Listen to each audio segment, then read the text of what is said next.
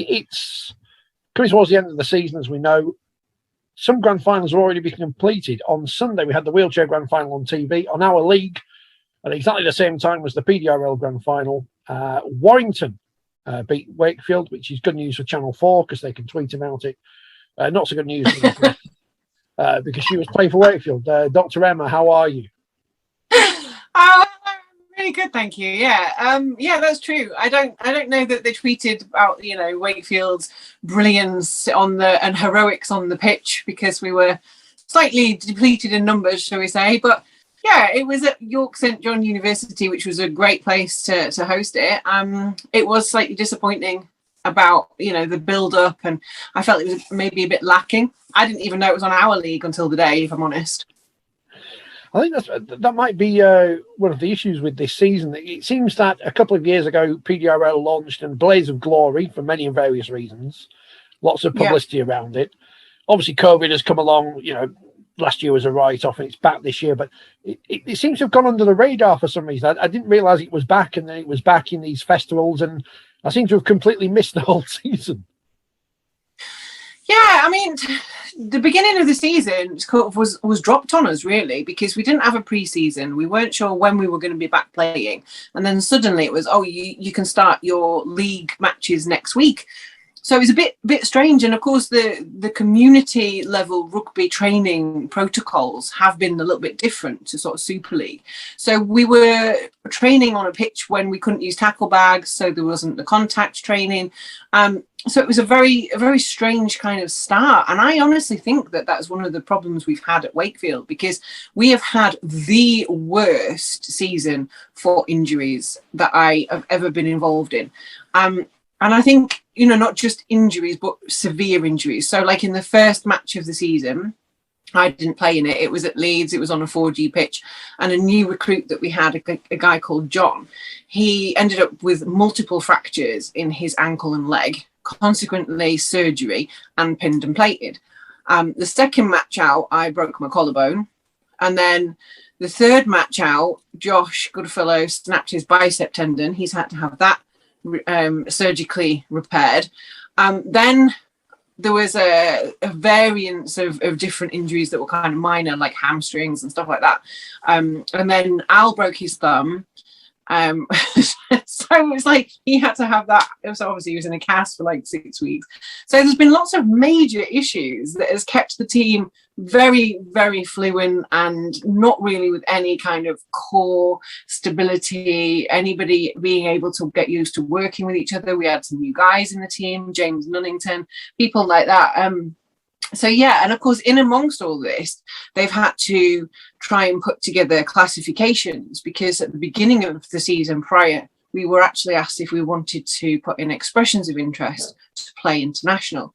And as you can imagine, most people, that is their dream, it's their goal. They want to play international. And there was suddenly this additional kind of classification, which was a little bit, like you say, under the radar. Even the players were asked not to talk about it amongst their own team and their squad, which was very hard. And, we were getting called up for classification and not able to share that, not talking about it with other people. It was kind of covert. And there's been various days, but they've still not managed to get through, as far as I'm aware, everybody that has expressed interest. I know I'm still waiting for teammates to have gone through the process to say whether they are eligible or not. And we would have been having a World Cup potentially in a few months' time. So it's been a very strange season anyway. But yeah, I feel like there's been our league coverage that I hadn't known about, but not an awful lot really on Twitter, not an awful lot on social media, almost like because we weren't able to have people watching. It was quite covert, but there's been games cancelled, players having to isolate. There's been a very kind of mixed bag, and it resulted, unfortunately, in this end of season league table being disputed by Castleford Tigers. So we thought they were going to finish second. Their last game of the season, they lost to Wigan and ended up placing third, but they didn't agree with that position and then didn't turn up to the finals day. So they obviously felt that it was an unfair reflection of the season. Teams hadn't played games. Some teams had played games and chosen to not come to play other games. And it was it's been very, very strange, I have to admit. But yeah, I think it's all fallen off with the coverage, which is a shame, really, because it's actually a very, very exciting process, and the build-up is actually, players are now accepted as para-athletes. They've been through the process. There's this on the horizon. We've had the very, very first Yorkshire-Lancashire Cup, and that was a fantastic opportunity to shout about it across the whole of the nation. But yeah, I felt it was a little bit lacking, to be fair. Everything's, every variant of rugby league has been affected, hasn't it, by COVID, and games being called off and this, that, and the other. So I guess that's to be expected. We'll come back to that in a moment. You mentioned classification, and I guess for people who just watch the Paralympics, this is is very important in terms of making PDRL a kind of official sport in terms of the world of parasport, isn't it? Because you can't have people pretending, so to speak, and I'm not saying anyone is, but people would pretend to be perhaps more disabled than they are to play a sport. Yeah. So, the domestic league is left entirely up to club discretion. So if you want to play for Wakefield Trinity and you feel that you have a disability that's physical, then you can obviously come and play, and it's up to the club. So at the minute, there's no kind of umbrella recognition of different disability classifications at this level. So internationally, of course, if you're looking at playing against New Zealand, Australia, Hungary, America, there has to be some kind of leveling to make sure that it is as fair as possible. Now, there's always going to be discrepancy. I appreciate that. But what they've done is the Paralympic team classifiers have come in and classified players that have been internationally recognised as eligible. So the first part of the process, you put your expression of interest in, then you fill out a medical declaration form. That is then sent in, and if they prove your disability, you can then be eligible for an actual classification process, which is done by an external company who regularly are doing it for para-athletes. And I've been through that process. I have to say, it was like the worst 2 hours of my life. It was horrific. It was like the hottest day ever. You had to take all of your kit. Your first hour was spent doing muscle power testing, balance, coordination, range of movement, neurological tests. And then you went outside and attempted to run on 4G, having just been physically depleted in strength. And then they gave you your classification, which then means you're eligible for selection to play for England, for example. So the people who have been eligible have gone through the process and been given a number. So the numbers and the categories mean on the pitch reflectively. So at the minute we have normal PD, we have red short PD, and we have AB. So similarly, there's a classification of Class A athlete, Class B, and Class C.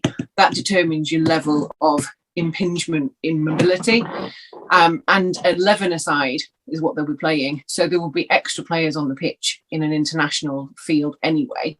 And there will be different numbers of classifications. So I think it's 3A, 3B, and 5C is what they're going to put in, or it might be 5B and 3C, because I think they changed their minds. But yeah, it's a leveling out, definitely. But it has created some upset, because obviously from domestic expression of interest to eligibility is not always a smooth process. And there's some people who've been very disappointed because they're not eligible internationally, but they're playing obviously domestically. So I think it's been a difficult process to handle.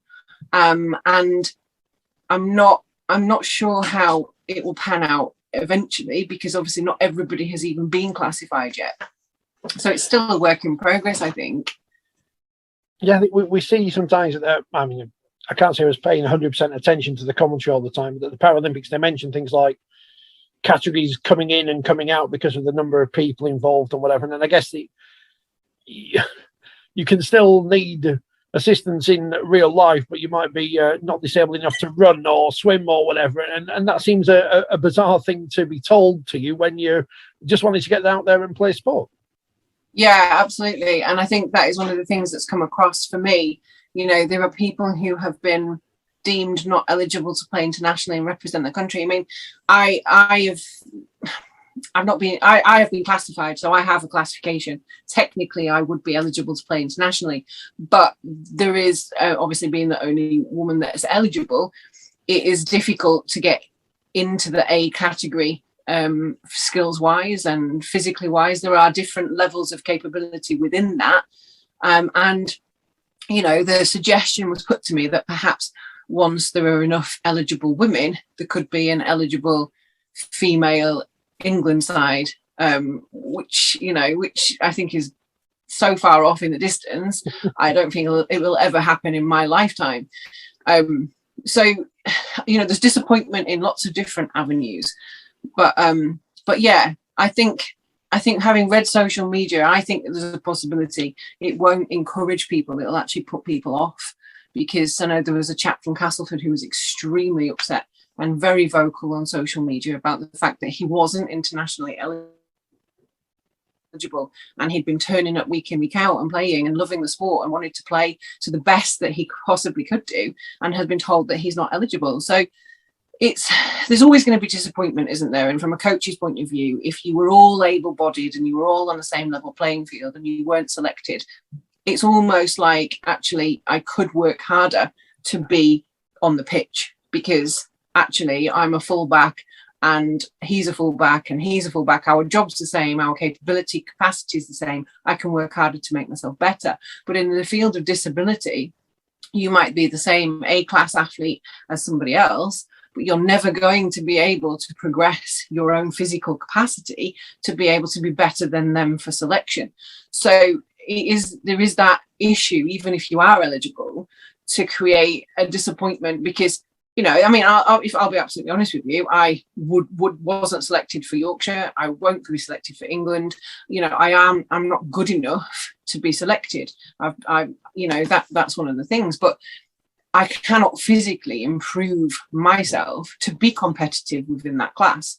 So I don't personally know that you're ever going to reach that point and that perspective within disability that is going to be deemed to be fair to all athletes. Does that make sense? Yes. Yeah. It is a tricky one, isn't it? It's a very, I can understand it being a very emotive subject. As you say, if you're all on a level playing field and you don't get picked, then you can make reasons for that. But when it's not a level playing field, as this is, not for anyone, not through the fault of anyone, but I can understand why there would be more anger and emotion in any decisions which stop people from playing at a level they think they should play at, so to speak. Absolutely. And especially when you consider that the whole premise of PDRL is to be inclusive of everybody. So when that becomes exclusive, it kind of almost becomes the reverse of what you're hoping to achieve. I mean, inclusivity in itself, we got to the finals, and, you know, myself, Becky, our first aider, we didn't have anywhere to even get changed. So, you know, inclusivity is something that's very important to me. And I think as a female athlete, you know, I turned up to finals day, the only female athlete, and I didn't feel that it was inclusive in that respect, because although I was there and I was wearing a shirt and I was on the pitch, I didn't have anywhere to get changed, and that felt exclusive to me. I mean, the guys at Trin are brilliant. You know, they were just like, you get changed first and then we'll come in 10 minutes later. But I just didn't feel like that was inclusive as it should have been, you know. And nowadays, of course, at any level, I think you're supposed to actually have separate changing facilities for females. But, you know, that's one element of it that I think needs improvement certainly for upcoming seasons. I mean, this is the third season that I've played in, and I'm still, you know, trying to push the inclusivity element of it. And I would love more women to be involved, but, you know, that perhaps is something that puts them off.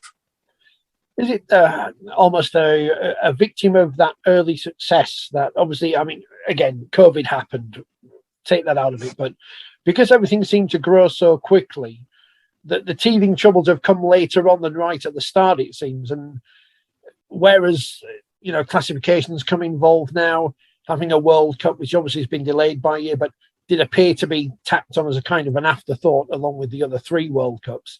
It seems all the problems are coming later on than at the start when the PDRL was first devised, so to speak. I think initially there was a heck of a lot of enthusiasm from people that were involved. I think there was a buzz about it. The athletes that were getting to play again suddenly were having opportunities they hadn't had before. And I think that was creating its own momentum. And then I think what happened after that was the LDSL have created a great partnership with Community Integrated Care, which of course has given them a funding and a platform and a media kind of space, if you like, that PDRL hasn't had. We've not got that overhaul umbrella, partnership with a sponsor. So I think that gives it a struggle in itself. I think that, COVID hit us very badly because we had an entire year where nothing happened. And, we had players drop out. There were circumstances that suddenly people, were having to change their jobs, where they lived geographically. So that's been an impact. But I think we were always going to hit issues like the classification element. That's always going to be a problem unless it is there from the blanket beginning. And that will always have to be implemented if you want to create international competition. So that for me was always going to be some barrier in the future. I think this season's been very weird, for, like you say, for everybody, but for PDRL, I'm obviously talking from a personal perspective, but I don't feel like it's been advertised. I don't feel that it's been expressed that it's still happening. I think that one of the things, talking to PDRL players across the whole board, they feel like you've just mentioned, it's a tag on. And, when they're talking about the 3 grand finals and, there's no PDRL mentioned, it doesn't need to be televised, but perhaps mentioning it in the same breath would help to elevate it, to give it that exposure that it is lacking. Great for the wheelchair, the women's, the men's, that's brilliant what's happening.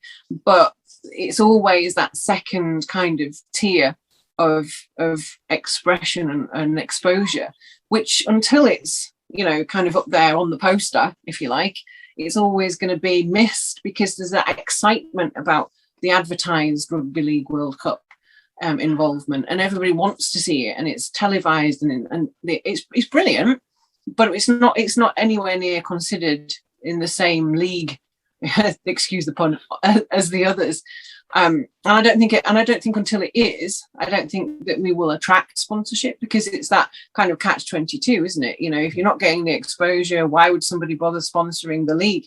They wouldn't, because they're not going to get exposure from it, so their advertising would fall foul. And it's a catch-22. I think they need to at least mention it, not necessarily televise things, but at least mention it in all encompassing, because the Rugby League World Cup has been advertised, hasn't it, as the most inclusive Rugby League World Cup in history. So then, in my mind, let's make it that. Yeah, it's I don't want this to sound like we're just being completely negative about things, because I've only been to one game live, so that was a couple of years ago. Now it seems like a long time ago when Leeds played Warrington at Headingley. I know you were there as well, so I haven't seen as many games live, but what I have seen either in person or on the screen, it's recognisably rugby league. The quality is good. It's a good product, so to use that phrase. It's not as if the game itself isn't any good, is it? The actual sport is good and entertaining. Yeah, completely the opposite. And I think if I take us back to the last grand final, which was 2 years ago, and my dad came to watch for the first time ever. Now, my dad never watches my brother or myself play, because he gets too nervous, he gets too scared, and he doesn't want to come and watch us get injured. So he came to watch for the first time ever, and he was ridiculously blown away by the speed of it, by the sheer impact, the way it was played, and that's not a sole opinion. You know, people who come and watch it they're just mesmerized by how good those players. I'm not putting myself in this category, but how good players are, and how much the tackles are not just tagging. They are proper full-on contact, and they love it. They love playing like that. And you can tell when you watch a game how much the players are enjoying being there, which is why an elevation of what it's about and who suddenly becomes aware of it would be brilliant, because I'm sure there are athletes out there who would love to be taking part in this. I mean, even the wheelchair guys said that to Adam Hills, he told me this at the grand final, the wheelchair rugby athletes said that we're mad. I mean, those guys to me are crazy. They're playing rugby in like actual weapons. Do you know what I mean? And I love watching the wheelchair, but they actually said that we're mad, because they've got that admiration for what those guys are doing on the pitch, and it's just absolutely incredible. I still sometimes stand there and think, I cannot believe that what I'm seeing in front of me, but the passion is just palpable, and that is why I love it. But I think it needs to have the exposure. So we had a new AB played with us on Sunday, and he came off the pitch. He said, I didn't realize it was that fast. I didn't realize I was going to have to work that hard. We're not athletes that are not fit. These guys work hard week in, week out to maintain the strength, to maintain the fitness, to be great rugby players as to the best of their ability. And I admire every single one of them. I mean, I just kind of try to stay out of trouble as much as possible. Not that I've done a great job of it this season. I've had 4 tears in a calf, a dislocated fib head, a broken collarbone. I mean, I'm non-contact and I still managed to get injured. But the guys are playing, they're amazing. They're absolutely amazing. And I think that should be elevated. People should know how incredible they are. And I know that, there are certain elements of it that do get exposed, but if people haven't been to watch it, they should be getting that opportunity to see it. It is just amazing. It really is. And of course, you were on the pitch at Old Trafford, which seems like a long, long time ago now, which was a great shop window for the sport. Yeah, it was a great shop window, and for me, it was a really bizarre day. I mean, I don't know how many people will know who my brother is, but he obviously went to 5 grand finals and came away victorious 5 times. So that's a fairly harsh record to try to keep up with. So I kind of went to Old Trafford thinking, okay, I'm the only woman to be playing on rugby league on this pitch. I'm making history. My brother's played here. I've played here. That's history in itself. So I kind of tried to not become overwhelmed with all of these historic moments that were kind of happening all at once. And I remember trying to kind of keep myself as controlled and focused as possible, to the point where I came off and I said to Big Al, why did I bother giving my name to that guy for the tannoy? They didn't even read him out. And actually they had. But I was concentrating so much on not messing up and not being overwhelmed by this big occasion that I didn't actually take in any of it. And it was the first time I appreciated that when my brother came off after the first grand final that he was involved in, that they got the winner's medal. And he said, I don't remember a second of it. And I thought, what? You must be mad. I know exactly what he meant. That was the first time I appreciated how you could be so focused. But yeah, it was a great opportunity to play. And of course, it was 13 aside as opposed to 9. We had everybody, every single one of our players was on that pitch. We had no subs. So I think Castleford had a few subs to bring on. And yeah, it was amazing. It was a great platform. But, that platform for me would have been a bigger had, I don't think Wakefield particularly talked about it in the press or the media very much. And I don't know how full the stadium was, but I do know people said to me afterwards that they hadn't realised it was being played. So the perhaps great platform, but perhaps a little bit more organised PR in advance would have been helpful for that. Yeah, without taking anything away from the actual PDRL players, I don't think we made enough of the fact that Paul Gallen was playing, etc. You know, big names that people have heard of. And I know they're kind of, you need those people involved to shine the light on everyone else who's playing out there. And I don't think we did enough with that, especially when, you know, he's a massive name in Australia and we seem to pretty much ignore that he was playing. It was bizarre. Yeah, I mean, I didn't understand it. He turned up for Wakefield. You know, he pulled on the shirt. He played alongside us on the pitch, and that was an amazing thing to happen. I mean, it's not like you said, it's not every day you get to play alongside these sort of legends, and they, you know, the lads are so grateful for them giving up their time and helping to facilitate this you know, brilliant format of rugby that is designed to bring this, you know, for me, these guys who are playing have no other opportunity to play rugby, and you know, they're amazing athletes. And somebody like Paul Gallen playing alongside them, you know, this is the stuff of dreams. Josh Goodfellow scored a try at Old Trafford. He's a Man United fan, so he was like giddy as a kipper for the next 6 months. That, I mean, what sort of, that's amazing, isn't it? That dream that you're, you know, you've just created that guy's entire life's dream in one kind of like 15-minute section of time, and that's what it's about. These people are achieving amazing things, and things that were 3-4 years ago not possible in the UK.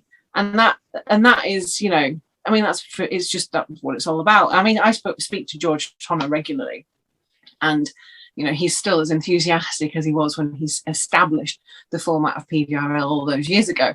And I'm eternally grateful to this guy who, you know, I have met, but he's got this concept that he's just laid bare, and everybody else is now having opportunities they wouldn't have had before. I would never have been able to get my heritage number for Wakefield Trinity alongside my brother. We've both got heritage numbers from Wakefield Trinity. I mean, that's just that's a madness. I never thought I'd play rugby, let alone have these, you know, incredible parts of history that he's given me that opportunity. And I sometimes think that that element of it is lost in winning a trophy. You know, what I feel like it's about is giving opportunity, and I think the exposure is necessary to help other people realize that actually they can have these opportunities as well. You know, I'm sure there are athletes out there who would be excellent rugby players, you know, even on the wing. You don't have to get tackled every 5 minutes like the crazy people in the middle, but you know, I'm sure there's athletes who perhaps have come from another sport that would really benefit from that team camaraderie, and it keeps you going. And that's one of the amazing things during COVID and the pandemic. We've maintained that banter, and when people have been down or they've been struggling, everyone's kind of rallied. You wouldn't have that without PDRL. And I think, again, that's another element of it that is so important, the mental health support that we've given each other throughout that entire time. I've had a rough year, but you know what? I've been able to ring up my coach, my teammates. You know, every now and again, somebody will bob you a message. Are you all right? Are you doing okay? That's important. But that wouldn't happen if we didn't have PDRL. So as we round things up, I guess, you know, the obvious question to ask is, what do you want to see more of in terms of PDRL in 2022? And I guess it's that exposure is going to be one of those points. I would like to see the more teams. I'd like to see more players per team. I'd like to see more women kind of, you know, taking to the pitch. I would like to see more exposure. I'd like to see it having a platform where, you know, it can be on the radio with commentary. You know, that's an opportunity. It doesn't have to be televised. Exposure, yeah, the RFL could make. I think they could make a good thing of it. I think it's got so many tentacles within the community to reach out to people. you know, within mental health, physical health, prevention of illness, you could play this.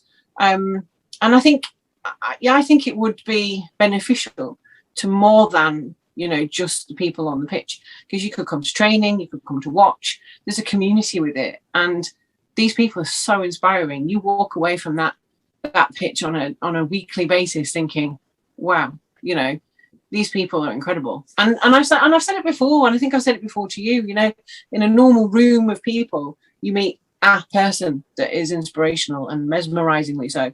And then, you know, you go to a PDRL match and every blinking person on the pitch is an amazing person, has got an amazing story, is an amazingly inspirational. And sometimes you just walk around thinking, well, you know, you expect that everywhere because you've become accustomed to all these amazing people. It doesn't ever become dullified. So for me, they're always incredible. Every time somebody comes onto the pitch, you know, it's, you know, I think it's an amazing story. But we could share these stories, I think. Oh, we can always do more.